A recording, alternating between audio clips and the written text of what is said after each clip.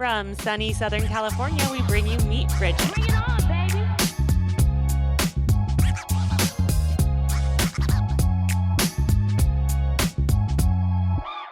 Welcome back to Meet Bridget Season 6. We're on a mission to combat the teenage confidence crisis. It's hard being a teen, and we talk about it honestly. If this is something you're passionate about, stay with us. Meet Bridget is a giant career and life path library and a place where women of all ages and stages can connect on common ground. Each episode starts with a deep dive into our guest's day-to-day lifestyle, and then we tap into her unfiltered teenage stories, making the roots of her success relatable.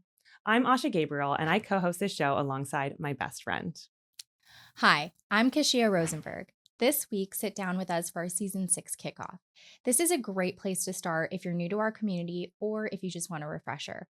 We'll get into the heart of our purpose here and set the stage for the season of bangers we have in store for you. Hear us. Hi. We are going to take it back today and use a little technique that we used to use in the early days of Meet Bridget when we were doing our in-person events and early on in the podcast, actually. So for longtime listeners, we used to do something called bridge etymologies, where we would take a word and break it down. And of course, we had to come up with a clever name. So Bridget and etymology. Etymology is the study of words and how they're formed and what their root meanings are. And we're gonna break down a couple words that really mean a lot to us and describe our ethos and kind of set the stage for Season 6. Yeah. So without further ado, Bridget. We get lots of asks about which one of you is Bridget, and it's so funny. Like we literally back in the day when we were like hosting in the schools and stuff, they're like, "Thank you, Bridget, for being here," and we're like, "You're welcome." But yeah, let's go back into not only the name Bridget but the word bridge. Yeah. So Asha, you founded Bridget, and it was originally Bridget Foundation before I found the website and approached you.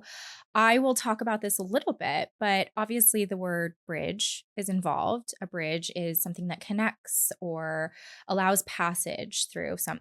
And Bridget is an Irish name meaning strong woman. So I'd love for you to talk a little bit about what drew you to this and why that became so meaningful in terms of our mission. Yeah. So I just remember wanting to form this community. We had been working with teen girls and talking about that gray area, the self-esteem stuff. Like how do they see themselves when it pertains to future choices? And I just kind of felt the seeds of this community / resource forming. And I liked at the time the TED Talks were popping. Like everyone was watching. Did you see that TED Talk? It was like the original series on YouTube that everyone was just like always watching TED Talks. So I thought it was kind of cool that the name TED kind of made you feel like it was this guy you go to satisfy your intellectual curiosity. So I thought like, what would be like the girl next door you'd go to fortify yourself, to, be a listening ear, to learn something new, to connect with another woman. And I just woke up one morning and the word Bridget was in my head. I'm half Irish. And I just love all things Irish, but it literally, the name Bridget means strong woman. It's so perfect too. I remember when you started this and when I joined, right before we started doing in-person events, the idea was to create something lateral. And I really loved that. Yeah. It wasn't like, at the time you had experience mentoring young girls.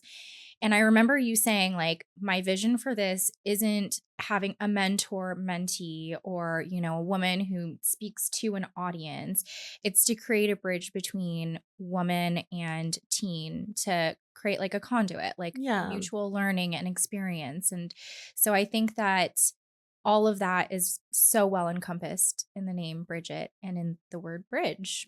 Yeah, because I kept having these experiences with the teens that I was sitting down with. At the time, I was doing like SAT prep classes, but I'd ask them questions about, where were the gaps? What were the things that they, didn't have access to? And I kept learning from them. And I really truly believe that when you're in a room with other women, regardless of your ages, like if everyone's listening and communicating, the information, everybody is benefiting, everybody is learning, everybody is teaching. So that was that like lateral kind of idea of the bridge. So yeah, I'm like, what else about Bridget? I guess actually, fun fact. Um, I'm Catholic, and when I went through like the RCIA, which is like where you become a Mhm. Catholic later Mhm. in life, and you pick a saint. And my saint that I chose is Saint Bridget of Ireland, and she was known for turning water into beer. Oh, Yeah, I think bath nice. water into beer actually was one of the things that she did. So Jacob Elordi's bathwater. yeah, I right. can't hear that word and not think that. I know. I was like, that's a fun fact, and I kind of feel like she would probably have been a vibe. But you know what? She created a bridge between one thing and another. Right. It's New like you take bath opportunities. water and it's like Yeah. it's used, and she's like, let's start a freaking party. So that is my saint. But yeah, just I don't know. I love the name Bridget. I love the idea of being a bridge. Yeah. And if you go into the etymology of the word bridge, even like the foundations, I think are German. And the original like concept of a bridge was usually using like a log or a beam of wood to get over like a stream of water. And you look at like that first definition of bridge being so simple and small, and then you look at like a structure like the Golden Gate Bridge that literally is such a big, you know, uh, project. So yeah, that millions of people have crossed over it over and over and over in both directions. Mhm. And I think when we dream up this community that we've been building for a while now, the goal is always to like, let's get as many people Yeah. crossing it as possible. Let's make our Golden Gate. Yeah. Yeah. So the concept with Meet Bridget is that like it's this universally relatable teen girl in every single one of us, and that we have so much more in common than things that separate us. I think the cool thing too is it's become such a lived idea, this Yeah. idea of, the two-way communication or the multi-way communication, even for us. I mean, thinking about it outside the context of just being a linear bridge. Right.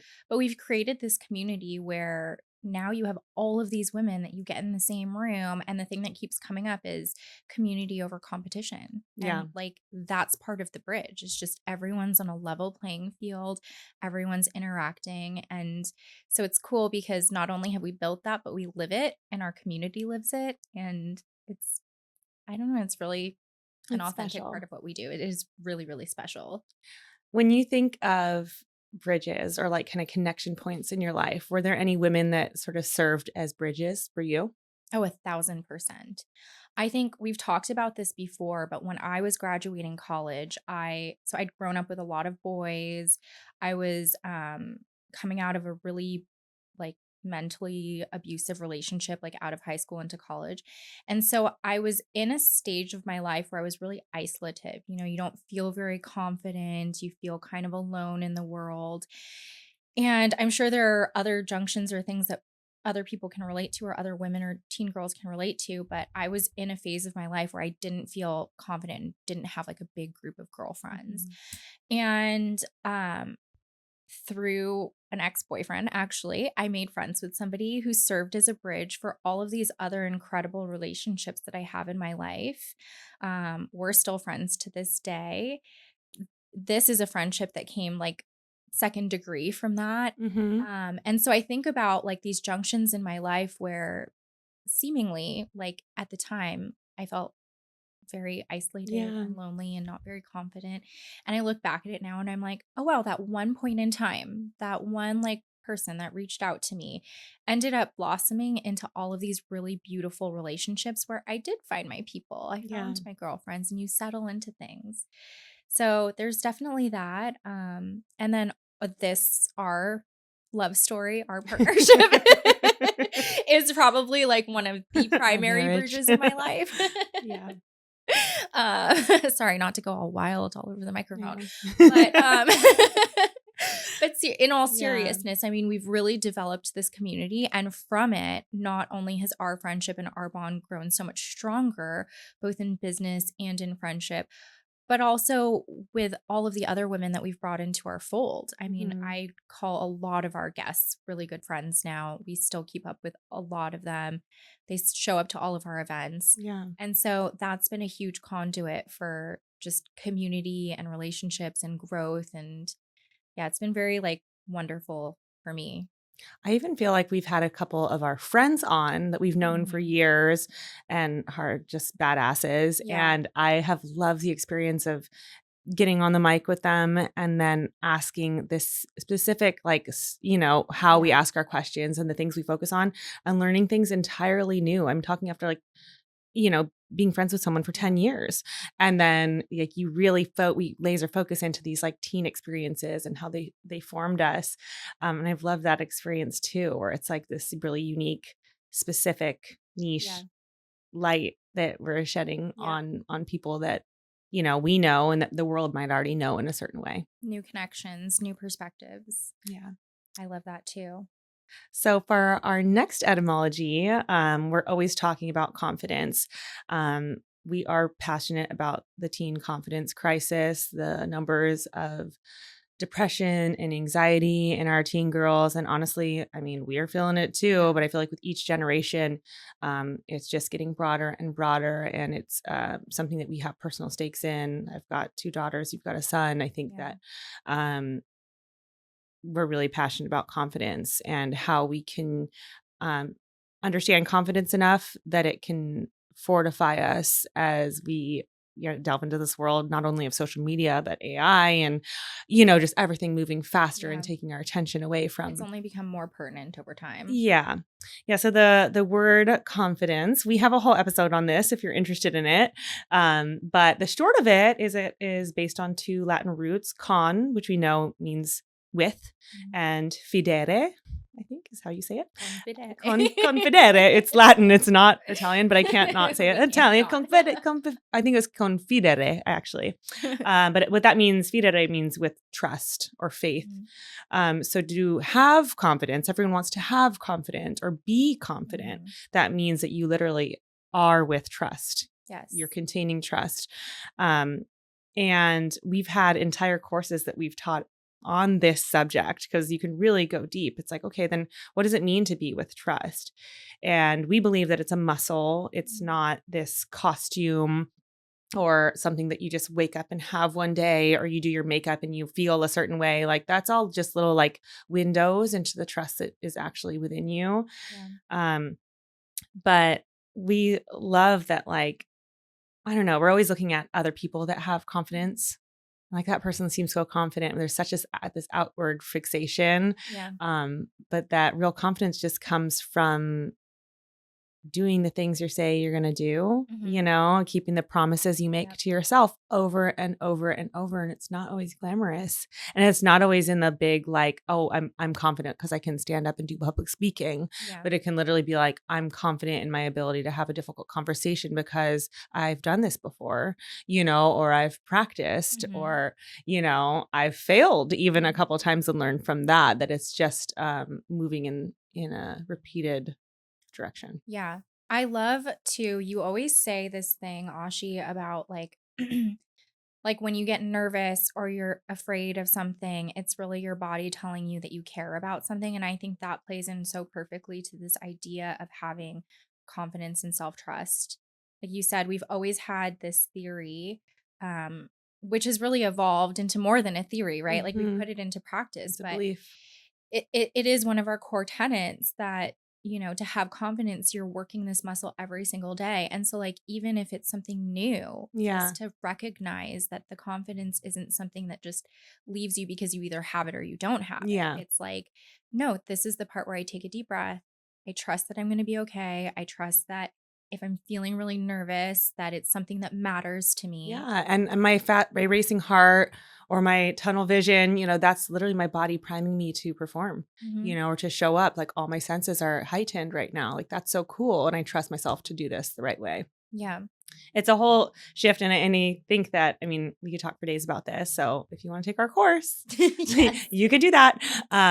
But it's just at the center of everything we do, because I think that when we have a lot of really impressive women on the Yeah. podcast, and I think it's, a natural question to be like, where did that confidence come from? And it's Hmm. such a privilege to be able to go back into their teen years and see the sources, like what are the things that they've been Yes. repeating and returning to from the beginning. Yes, I love that so much. Is there anything that comes to mind like any one example you can give about something that like maybe shook your confidence and like maybe the mantra that you use to kind of get out of that or remind you to Yeah. have self-trust? I mean, I feel like we've gone deep on this one about like Yeah. my cancer journey, but there's honestly been so many situations like that. I think that it is a muscle, right? So it's something that is going to show up differently a little bit every day. Mhm. Um, I think honestly, becoming a mother, Yeah. like, yeah, I always knew I wanted to be a mother, but there have been moments in my motherhood where, I really have been like, I don't know what to do Yeah. here, and seeking out, especially with my firstborn, like seeking out the books and trying to read things and look for everybody else's opinions, and dampening that like kind of inner voice. Mhm. Where like the second time around, I feel like this has been interesting, like experiment in confidence in motherhood. The second time around, I'm like, oh, like I've been here before and I didn't listen to that little voice and it was actually right. So that, I think, becoming a mother really took me back down to like the foundations of my confidence, Yeah. and having to kind of rebuild it again by just distilling all the information around me into I something I love can that. use. I love that idea of rebuilding too, because we just had a guest on and I won't ruin anything, but she talked about the relationship of having confidence as an innate quality and Hmm. that, in some cases it gets stripped away based on things that happen in your life or what have you. And so, in a lot of ways, like retrusting yourself is really a return to that, innate confidence that you might have had as like a little Right. girl, where you're like, I'm going to do everything. I'm going to jump off this table and see what happens because surely I can fly. Yeah. Well, it's like Yeah. that little voice. Yeah. It doesn't go away. It's Hmm. always there. It's just how much are you kind of like listening, tapping Yeah. into it. So it's Yeah. like, and that's the same foundational voice has been there from the beginning, Yeah. your gut feelings and everything. So I think that's a really good, when you're looking for like, where is my confidence, or where is my like, lighthouse, Yes. like trying to tap into like, well, where is that little voice leading me right now? And Yeah. that's a good starting point to like, okay, what should I be doing to like build up my like, those repeated like, someone mentioned it to me as like almost like a piggy bank that you're basically Mhm. making, and like every time you do something that lines up with, this is your intention, this is what you said you're going to do, and you line up your action with that, you're basically making a deposit into that Yeah. like confidence bank. And that's really what it comes down to. You want confidence in something, it's just that repeated match of Yeah. intention to action. More like 1,000 times more over than doom scrolling and juxtaposition, but which is so easy to do. We all Yeah. do it. Yep. But I think this is why it's so important to us to like retie back in that reminder that confidence really is about self-trust. Yeah. So the next word that we have that I think both struck us the other week, Yeah. it kind of and it inspired us. But the next word is inspiration, which comes from the root word inspirare, which again Beautiful. is Latin, not and I can't not say it like that.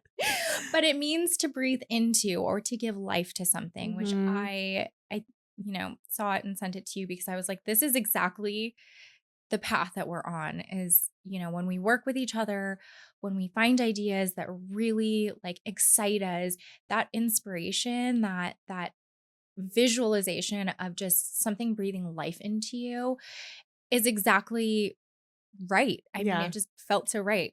So it's the perfect word to kind of round out the three words that we're breaking down today. Yeah. But one of the things that we really loved too when we were thinking about this is that, if you think about inspiration as something, as breathing life into something or animating something, it really takes the word inspiration and removes the pressure away from it. Mhm. And you can think of it as like the inspiration's not a pressure Right. as much as it is giving oxygen to something, giving life to something. Yeah. And you think about breathing, it's Hmm. something that like, I can't remember, is it autonomic nervous system? There's like Yeah. basically like our bodies breathe without Yes. us consciously being like, nah, breathe. I mean, we do that when we're meditating and stuff if we're Yes. having a hard time remembering to breathe, but like our bodies breathe. I mean, you come out of the womb and you're breathing, you figure it out. So it's not this thing that like, I think there's always this idea that you should like seek inspiration, and it's like, draw a picture, read poetry, or do, and it's like all these things are wonderful, but Yeah. it's like you have it. You have it. You just have to tap into the thing that is connected to your why. Yeah. And whenever like my favorite books is Start With Why by Simon Sinek, but really just honing in on like, it's going to look different for everybody. For some people, your why could be, um, you know, God or whatever your faith is. It could be a child that you're caring Mhm. for. It could be, there's so many different whys, right? But having that, I think the cue is not like this aha moment that you're Yeah. going to have, but rather like what in the process of trying to create that confidence and doing the daily work, the practicing Mhm. the muscle of like, okay, where are my values? And then how am I aligning my action with my value to create confidence? What keeps you doing that over and over Mhm. again? What And breathes if life you into can't it. do that, maybe the value you've selected is not actually your why and what breathes Mhm. life into you. Mhm. And figuring out like, okay, how can I align that the things that I'm trying to build confidence in with my actual inspiration, what gives Yes. me life. And I think that that's a big criterion we use for picking our guests is, it's a intangible, like this person's clearly in their lane. We Yes. always say they're in their lane, but I think they're inspired. They've connected to a why that is giving them breath and life. Yes. Yes. I completely agree. I think that, and when once you align with it, once you get that sense or you visualize it, it becomes, there's a sense of gratitude, but also just like it all starts to form this little virtue cycle, Yeah. right? Of like, okay, I am trusting in myself. If I'm not feeling inspired or I'm lacking, can I breathe life back into this? Like, can I restructure the way that I'm thinking about something? Hmm. Can I re-tap into the strong Bridget woman that I am? Yeah, And like totally. it all starts to feed into itself. Are there We both inspired at the Yes. same time. Yes. We're like, Sorry to like breathe into the you mic know. like that, but where do you like, I like this idea of inspiration as breath. We use Hmm. breath work in a lot of the things that we do. When we did our in-person events, we used to actually start with meditations and breath Hmm. work. If you think about inspiration as a tangible thing or even an action or a practice, like Yeah. how does that feel in your body? Like, could you describe it? Could you walk through like a Yeah. moment in time? I think it comes down to like places where I can really feel present, which there's a lot of places that can get me there, whether it's Mhm. just like, you know, going all in playing with my kids on the floor, which is Yeah. honestly so hard for me to do. Like my brain just wants to be doing a lot of different things. And Yeah. I feel like that's what's going to make me a good mom is I can play with you, but I can also be thinking of what your school wants me to bring next week or this or Yeah. that, or I'm also like planning an That's episode so and true. responding to this text and all these things. And I feel like that makes me a better mom to be doing Mhm. more. But I feel like lately we've talked about this year I just started horseback lessons just Mhm. because I realized I watched my daughter rides horses for physical therapy and I've been watching her and I feel this, it's not jealousy, but it's just like awe. I feel like I'm Mhm. in her body. Yeah. And I just decided this year, I'm like, there is a way for me. I don't have to go buy a horse. If I get resourceful, I can figure out how I can maybe ride a horse from time to time. Yeah. And literally like I set my mind on that intention and like this amazing lesson just kind of like came. Yeah. But I feel like when I'm on the horse, I literally just feel like it forces me to be so like in the moment, I'm not thinking about anything else. I don't have my phone on me. There's this giant breathing being under me with Yes. like a heart that's like 10 sizes bigger than mine. And I find that to be like really exhilarating. So anything that really like takes me out of my head Yeah. and into a singular thing. And I feel like that takes deliberate work for me to get to that place these days. Yeah. No, it's so true. Especially as life gets busier, and I think everything goes through seasons, but I can really relate to that. I mean, if I'm thinking about one thing that like gives me pause and allows me to kind of return to self and get back to that place of self-trust, it's writing. Mm, I write a lot of poetry or prose, and it's like, or journaling, like I've always done that throughout my life. If I'm experiencing something difficult, like I'm the person that like will talk into my notes app and then make sense of it later. mm, And I realize, like, as we're having this conversation, like writer's block is something people are pretty familiar with that happens plenty for mhm, me. And one of the ways that I get around it, and I think this is really subconscious, is but that I like start writing words down and I start like thinking about them from different perspectives and then Mhm. thinking about like what my intention is or like what I'm feeling deeply inside. So I think that's where like that self-trust comes from, where I'm like, okay, let me go a little bit deeper and figure out what where this is landing internally, like Yeah. trusting in that in myself. And then I breathe life into it by saying like, okay, like let's just get the words Yeah, out. let it Let's press go. yep, let's Yeah. just go. And 9 times out of 10, like I surprise myself with what Yeah. comes out, because initially you're like, "Oh, this is like gross." But it's like part of my meditation is doing this Yeah. until it like starts to get into that flow state again. Yeah. And so I really love the idea of that and tying it back into inspiration, because it's not necessarily inspiration just comes to you and you're like, oh, I'm going to write about this and this is what I want. Right. Sometimes it's like you breathe life into a thing. Right. You, you know, give it power by sitting with it. I feel like a big theme that's been coming up for me, and honestly, I think both of us right now, Mhm. has been like that inspiration, that life is almost it's been connecting to kind of like the younger versions of Yeah. ourselves, or like the core versions of Mhm. ourselves, which is obviously like a huge part of Meet Bridget, Yeah. right? It's like kind of finding that those younger years where like everything feels so big, and all like the foundations of our personalities and our communities are just starting then, Yeah. but I feel like that's been one place where, if I'm returning to inspiration, it's been following a feeling of what makes me feel like a child Yeah. again, Yeah. kind of a childlike joy or childlike wonder or childlike pause, you know, and then following that a little bit. But it's funny because you say like the confidence is tied to that, Yeah. right? Because there's something like I mentioned, like being on a horse, and it's like a little bit like I don't know what I'm doing. Like this is it's first my and then, you can get hurt on a horse, Yeah. but just like the guy that's teaching me, he's like, oh, the horse feels your Yeah. confidence and your emotion, and like if whether you're the alpha or not, and kind of trusting yourself to be like, well, I can be the alpha to this Yeah. 1,000-pound animal, and Yeah. just kind of like letting your body we're both actually very like kinesthetic Yeah. physical kind of people. We use like our physical body to get back into our Yeah. minds in a way because our minds can. But how crazy to like have your physical body and then another physical body Yeah, underneath I it mean, it that was you're like, wonderful, honestly. But I think there's so many like people find their things, right? But you yeah, have to find the why that really takes you. It's just been really taking me back to like my child Asha, which is so yeah, so fun. But I also think, part of another inspiration moment that came to mind for me is like I love live music. mhm, I like being at like concerts because I think obviously like I like watching what's going on and music and everything.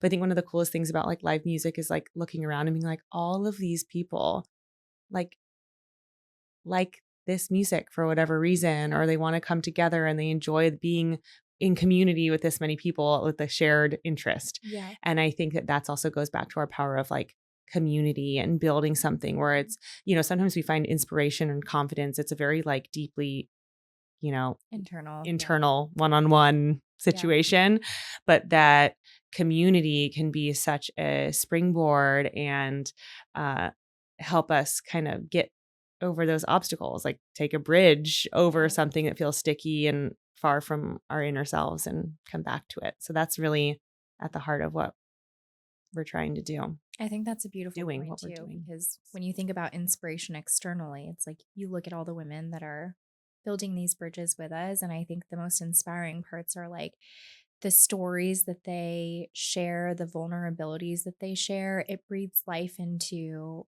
everything that we're doing. Yeah. Yeah. When you think about yourself as a teenager, because I think so much of what we're doing here comes out of what we wish we had as teenagers. Mhm.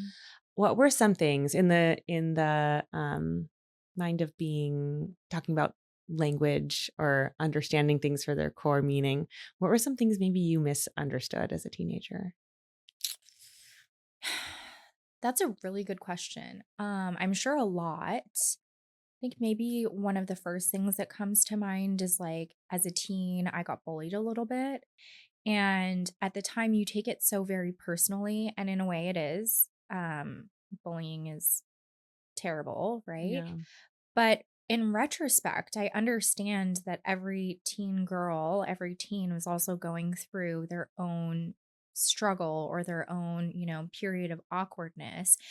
And so while I'm not condoning bullying in any sense, I do feel like there's naivete and like I don't know if like narcissism is the right word, or just like, you're the person, you're the Yeah. protagonist in your own novel. Yeah. So you don't realize that like maybe that's coming from a place of hurt or anxiety or insecurity, likely all three, Um and then I think on the other end of the spectrum, I think it's really easy to misunderstand like your own emotions as a Mhm. teen. There's so much going on, like your hormones are raging. You think that you understand the world in such a way, um, but there's so much you don't know yet. And so I think you misunderstand like the gravity of some situations, like everything feels so dire and so serious Yeah. and like it's the end of the world, or like I'm never going to have friends, I'm never going to find my people. Yeah. And so I would say that was like a way of me misunderstanding or just not quite aligning with what like the future would look like, or like leaving space for that yet. I wasn't mature enough. What I about think, you? yeah, I think in like our first experiences of shame or worry or Mhm. anxiety, because we don't have the years to see that other people are experiencing those things too, it can feel like so like we just feel isolated. Yeah. I remember feeling like no one could understand this Yeah. because no one has to deal with this thing. I think in my teen years, because I'm tall, I'm 6 feet tall, Mhm. and I grew all in high school and was very like uncomfortable with my height. I had this like recurring theme of just wanting to make myself smaller. I just wanted to Yeah. be smaller and be like 5'7", but also like as a I That's wanted still my tall. soul to be smaller. You know what I No. mean? Like I feel like there was this intense need to Yeah. kind of contain, and I thought that no one else could be feeling this way. Yeah. And it's so funny actually that we are like best friends because I'm like I'm like 5'7" is still tall. because then it's even just it's like, okay, where I maybe was feeling like, oh, I'm so tall, like I don't be Yeah. tall. There are also girls in my same exact class. There were probably like, Yeah. God, what I would give to have another inch, Yes. or whatever it might be, whether it's appearance or something like, you know, being too much of a nerd, or, Yeah. failing every test and wishing, and everyone kind of like, we're measured on a bell curve when Yeah. we're in our school years, and that makes us think that we should all be in the middle of that bell curve, which is average. Yeah. It's what it is, So if we're all trying to be in that middle of that average bell curve, then Mhm. we're really missing out on the extraordinary things that we Yeah. all bring to the table. So I think that was a misunderstanding that I personally had when I Yeah. was younger, and I think that it's part of our journeys. And I'm not saying that we can wipe that out for every teen girl, but I think that in sharing some of the teen stories that we have, there Mhm. are recurrent themes. They're deeply relatable things that Yeah. happen to women that you never think that could have happened to them. Yeah. And I think in that it brings a sense of community and oh, well, she did this. It looked a little different for her, but she did this. I can do it too, or Yeah. I'll get through this, and look at her now and look at me. Yeah. No, it's the best being able to like find camaraderie with one another, especially with people that you admire or people Yeah. that inspire you, to Yeah. be able to find that common thread. I think it's really wonderful.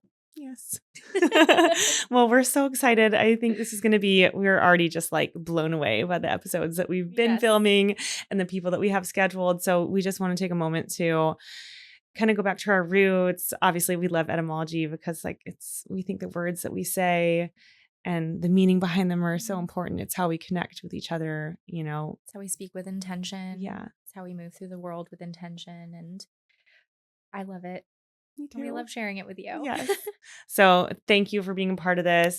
If this is something that resonates with you, kind of taking down the walls of isolation and shame for the Mhm. teen girl and for all women, we would adore if you left a review or subscribe to us, share this with a friend, a neighbor, a family member. That's how we grow. And this is our Yeah. mission. And if it's your mission too, you're part of Meet Bridget. So Thanks for listening and watching, and welcome to our most kick-ass season yet. Yes. And that's our show. If you liked what you heard today, please like, subscribe to, follow, and share Meet Bridget with your circle. The best way to help our work here is to rate and review our podcast. We're listening and constantly working to build something helpful for you. Catch you next time.